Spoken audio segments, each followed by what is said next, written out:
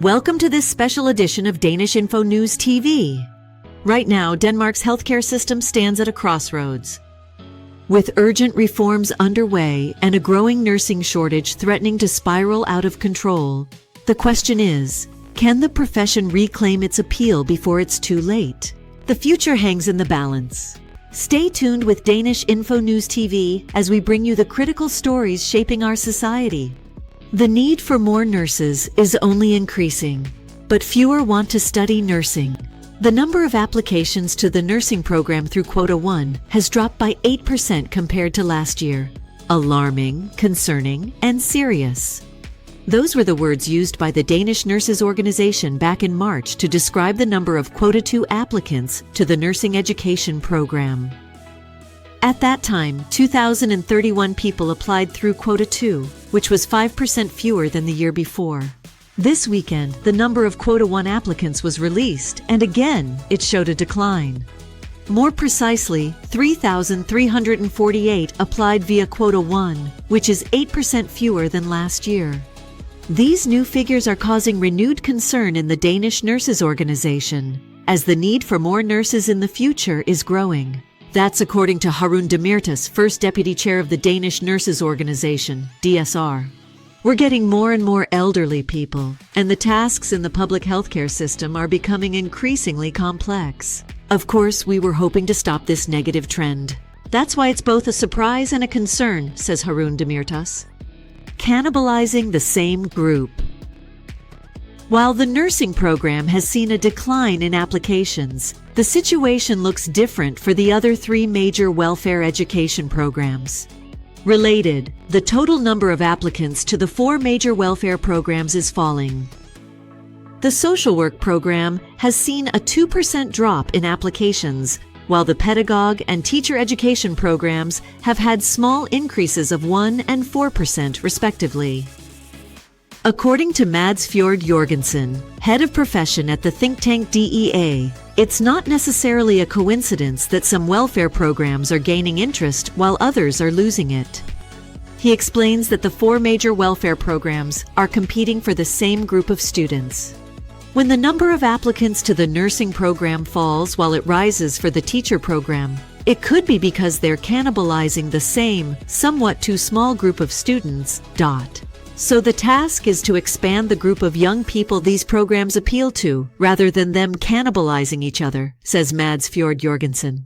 Of course, it takes time. It's not new that the number of applicants to the nursing program is heading in the wrong direction.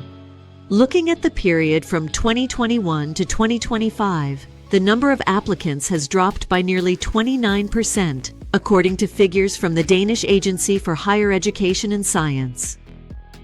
Back in March, a broad political agreement was reached on a reform of professional and vocational education programs, including nursing. The hope is that the reform will improve the quality of the programs, make them more attractive, and increase the number of applicants. But change takes time.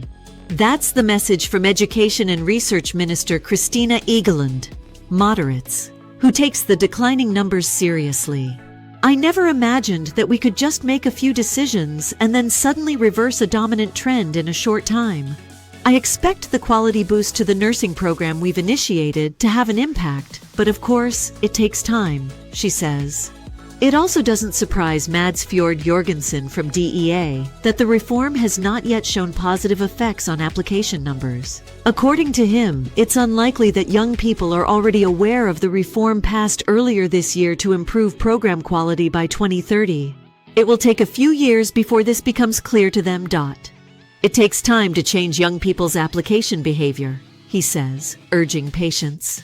I think it's unlikely that we'll see major changes within the first 2 years.